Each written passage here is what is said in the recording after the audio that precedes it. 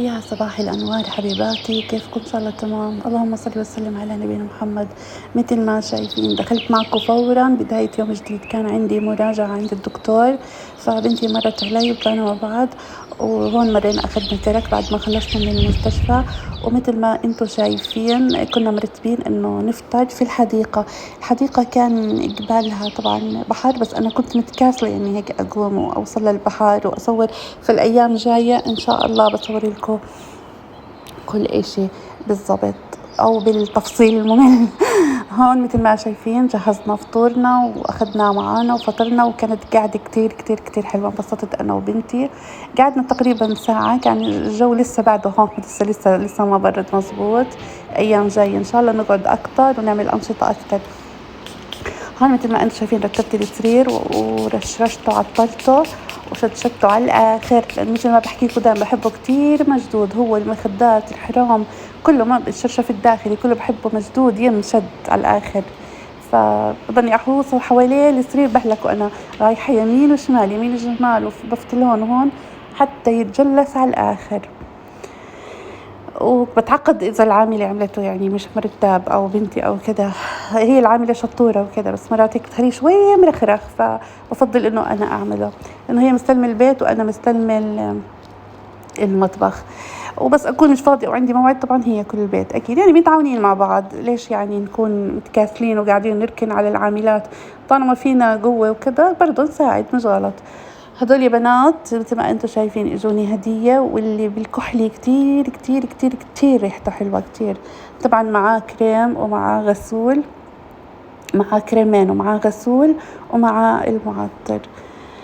فتحت لكم هون، فهون يعني جايين انه تنتين فرديات. الواحدة منهم برضه كحلية من نفس المجموعة الكحلي، والتانية المجموعة الكحلي الذهبي كان عند بنتي منه، وريحته فعلا يعني بعرف انها من اول ريحته حلوة. وهدول جد ريحتهم كتير كتير كتير كتير حلوة.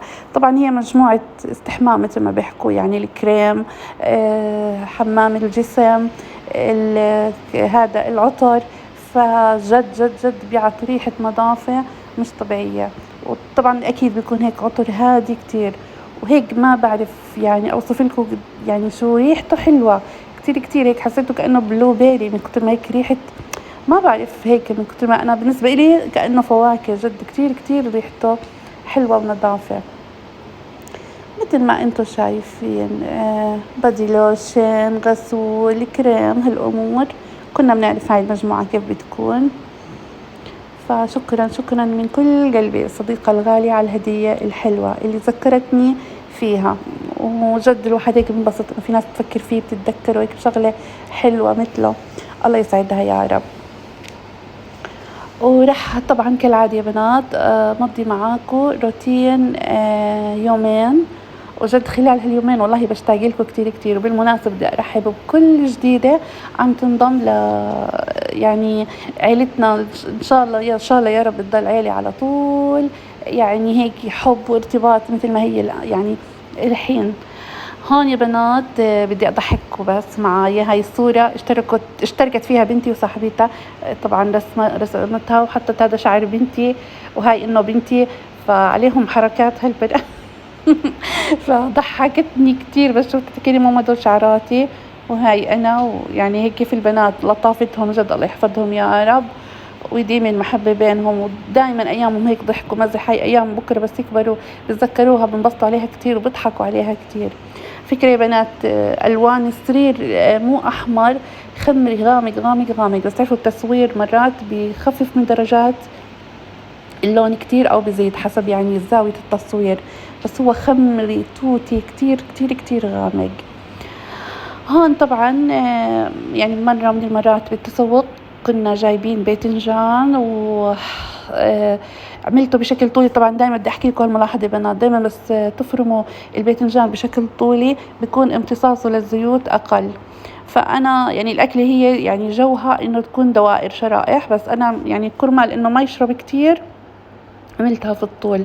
غير هيك التمليح برضو كنا بنعرف انه بخفف من الزيت. هون لسه بداية، لسه توني حاطيتهم. شوفوا يعني بسرعة بتبلش المي تنزل. بملحهم وبحطهم في مصفاية ينزلوا كل المي، وبعدين بغسلهم كتير منيح من الملاح وبنشفهم كتير منيح وبقليهم. هون بلشت اقلي وكذا، وانا بقلي وهيك قعدت اتقهوى مثل ما شفتوا. طبعا كل شرحة بنحط تحت شرحة، بعدين بنحط لحمة، طبعا قلي لحمة بهارات وبصل وكده، بنحط شرحة تانية. بس انتوا هون شايفين على وجهي في شوية لحمة زادوا عندي، بدل ما اتغلب واتكركب فيهم رشيتهم على وجه الصينية. هالأكلة طيبة طيبة، بتعملها أمي يا بنات من زمان، وأنا يعني تعلمت منها وبعملها. بعدين بتعملوا صوص على النار، هو رب البندورة، ماجي، بهار، أي أعشاب بتحبوا تحطوها بتحطوها، بتطلع كتير، وبشرة سكر صغيرة. يعني المرق أو الصوص الأحمر اللي بتحبوا، النكهة اللي بتحبوها اعملوا. أنا بعمله بالطريقة اللي حكيت لكم عنها. بحط توم بودرة، بحط أعشاب إيطالية، بحط شوية فلفل أسود، هاي النكهات المعروفة للصلصة الحمراء يا بنات. بعدين على الجنب بتحطوا لبن زبادي يعني، وبتحطوا فيه تومة، وبتكونوا برضو حاطين على جنب بقدونس. بتحطوا هيك اللبن على وجه الباذنجان، وبتصير هي طبعا تطبخ كاملة، بس أنا إشي بيجي على 4، إشي بيجي على 6، إشي بيجي، فما بقدر. ولا هي الصينية آخر إشي بس تطلع من الفرن تتحمر وتستوي مزبوط تاخد بعضها، بنحط اللبن على وجهها وبنرش البقدونس، وإذا بدكم كمان بترشوا عليها صنوبر مقلي. بس أنا بضطر أخلي البقدونس واللبن على جنب، عشان كل حدا لما يجي ياكل تكون الأكلة بالنسبة له يعني فريش نوعا ما.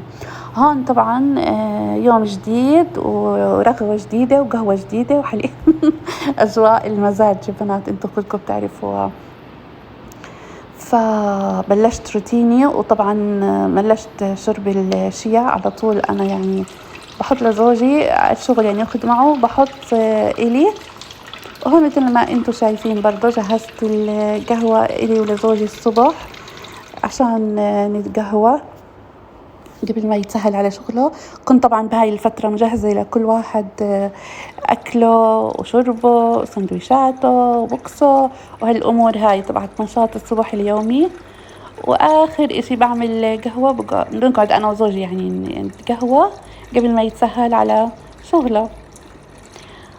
شايفين طبعا في فيروز بس ما بيصير أسمعكم إياها. هون طبعا يا بنات هاي الأكلة كتير طيبة، كتير كتير كتير. طبعا أكيد بس بدي أحكي ملاحظة سريعة، بنصلي الصبح ونقرأ أذكارنا وكذا، بعدين هيك بنسمع فيروز، بنسمع كذا على قدر ما يعني نقدر إنه شوي مو كتير نندمجش كتير بالموضوع، بس على الخفيف. يعني أنا بحب كتير فيروز يا بنات الصبح. هاي الأكل يا بنات كتير طيبة. اللي على اليمين جبنة شرائح، وعلى وجهها بيض مقلي، والخبزة محمصة كتير. واللي على الشمال فلفلة أورانج، أصفر، أحمر، أي لون بدكم إياه، على شكل وردة، وبتحطوا البيض وبتشدوا عليها. بس أنا بصراحة ما عجبني إنه طول البيض كتير حتى يستوي، يعني تحمصت الخبز والبيض لسه مو مستوي. فأنتوا إيش اعملوا؟ لا، اقلوا البيض وحركوه، او اعملوه عين ويكون جاهز، بعدين احشوه بالوردة. لكن طيبة طيبة كتير كتير كتير كتير. طعم الفلفل مع شو الخبز المحمص وهيك والبيض وهيك طيب كتير. اول الفيديو اذا انتبهتوا لنوع فاكهة اللي بتعرفها تحكي لي عنها. هذا جوز الهند ابني بحبه، في نوع مشوي، طبعا تفاجأت انه في نوع مشوي، في نوع لا، فجبنا له برضه. المهم تسوقنا اغراض وخضره وهيك، ومرينا هون على مكان على اساس فيه ستاربكس يجيب لي زوجي قهوه اسبريسو، وحكيت له نزلني على هذا المكان. شفتوه طبعا، صورت فيه على السريع، ادوات منزليه يلي كلنا بنحب هالامور وبنعشقها، نستمتع واحنا هيك نتفتل ونبرم فيها. المهم هاي المشتريات يا بنات، اخذت رز سنوايت 10 كيلو بالمره كبير، واخذت موز، واخذت بقدونس وكزبره، لانه الكزبره بحب افزنها بالفريزر وخالصه عندي. بسطت بس شفت هيك كزبره فريش اخذت. واخذت شبت بدي اعمل فيه فطاير جبنه وهالامور. اخذنا شويه خيار ما كترنا، طبعا كالعاده نسيت النعناع الاخضر، بس يلا مش مشكلة بوصي زوجي. وأخذت هدول برضو للمعجنات للفطور، اللي هي بنسميها إحنا نقانق، ما بعرف إيش أنتوا بتسموها ببلدكم. طيبة برضو بين فترة وفترة، طبعا مو على طول. وهون على طول باخد بس علبتين عشان ابني مغرم كولا، يعني لو حطيتوا له صندوق بشربه في اليوم، فما بنكتر. وأخذت خبز توست وخبز صامولي، إحنا بنسميه في الأردن خبز حمام، بالحليب طبعا اخترته، والخبز العادي العربي المعروف. وهون أخذت مرتديلا دجاج أخذنا، وهون جيلي أخذت كمان بالبلو بيري وهالأمور والكرز.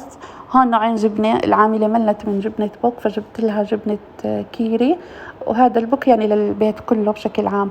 هون لفت انتباهي هدول بنات انه صغار، يعني خلص طحن واحد وما بيخرب بينكب كده، واحد متبل وواحد حمص. فحكيت خليني اجرب النوعية لاني مو مجربيتها من قبل، فخلينا نجربها بالاول. هاي يا بنات اسمها بقلة عنا في الأردن، عيش إنكو بتسموها حكوا. طبعا أسوي فيها سلطة بلبن كتير كتير طيبة، وبرضه كنا بنعرف إنه كمان مع الفتوش طيبة. وأخذت شوية خوخ مثل ما إنهم ملاحظين، مو كتير، ولبن لأنه خلص موسم الفواكه الصيفية خلص، بس هيك شوي عجبني هيك شكلهم. وهون يا بنات بدي إن شاء الله أشارك معكم المكدوس. أخذت شوية باذنجان بدي أعمل فيهم مكدوس. مهما جبنا أنواع من برا مكدوس مش طيبة أبدا. عدس للشوربة بنستغنيش عن شوربة العدس، وطبعا حليب برضو ما نستغني عنه أكيد.